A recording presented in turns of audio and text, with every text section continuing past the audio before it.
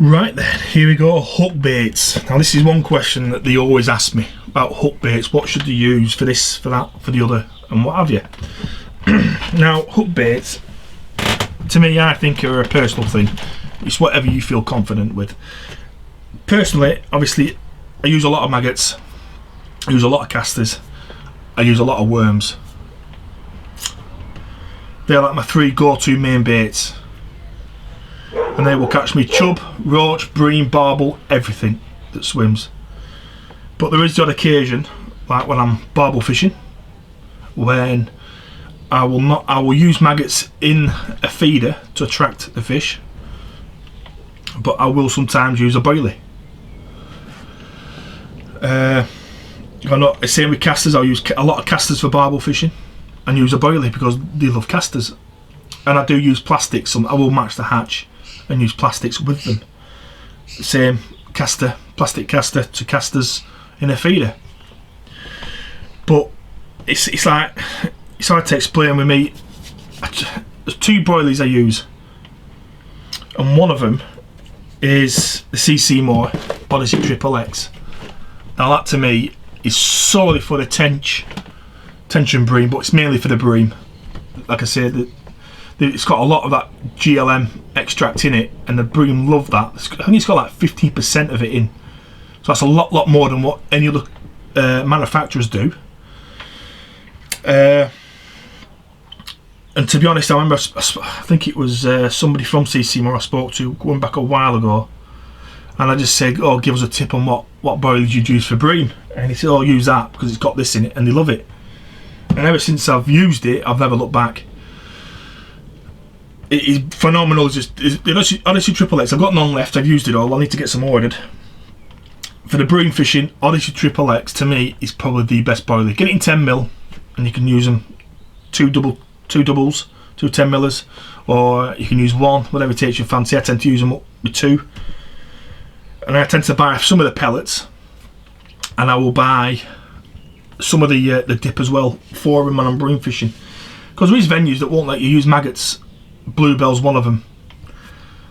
You go onto the Kingfisher's Lake and that's full of big bream, but you can't use maggots, so you've got to use other things that are available. So I would use on there boilies, a lot of hemp, a lot of coin, a lot of pellet. Just give it plenty of particles. So right now what I'm going to show you is the hook baits that I will use. I've got a few hook baits. I don't go massive. I've only ever got what I need or what I like to use. I don't go crazy and buy 10 sorts of different boilies, flavours of boilies. There's no need. I always buy shelf life. They're just as good as freezer baits these days, you know, so it's not a problem. And I buy a lot of paste as well, boilie paste. We'll start with this one. This is the krill sticky baits again. That's the krill boilie paste. Now I use this when I'm barbel fishing and chub fishing. Obviously wrap it around your boilies. You can wrap it around your lead for attraction. It's just another dimension to your fishing. I also will use, in the way of hook baits, these were very oily trout, very oily pellet from I think the S pellet actually from Sonia Baits. They're very good for the rivers. Same again, I've got some hard hookers pellets already drilled. They're for my barbel fishing as well, so the pellets usually for the barbel fishing. I've also got lots of boilie crumb. Now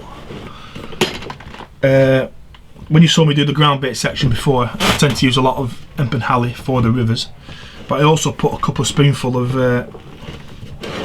crushed boilie in, which is this one. That is the krill sticky baits. That was full up to the brim, so I tend to buy in 5 kilo bags. I will crush them all up and have it as pure boilie crumb. And what I do is I take a tub, which is here. This was full. If you can see, Now these particular boilies are the 12mm from Sticky Baits, but I've done something to them. As you can see, they've got like a paste on them, as you can see. And what that is a lot of that glug, the Sticky Baits krill glug.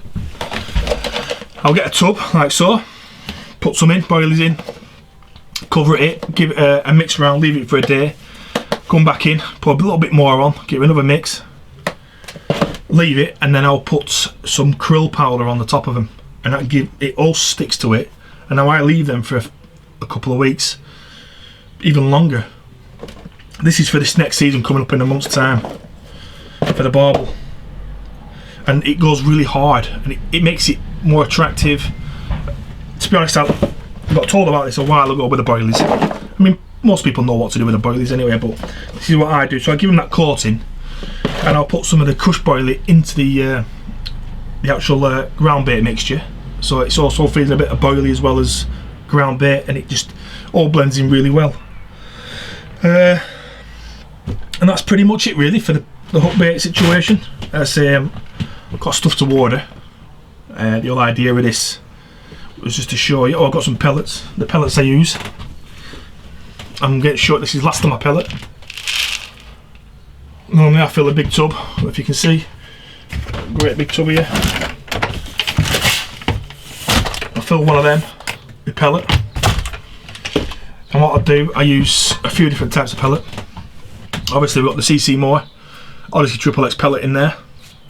We've got halibut pellet, a little bit of halibut pellet. The majority of it is a lips pellet from Hinders, and I'll have say a couple of kilo of just krill pellet or bookworm pellet in there, just for a bit of colour. And that does all my fishing pretty much, like from tench, bream, barbel, roach, the lot.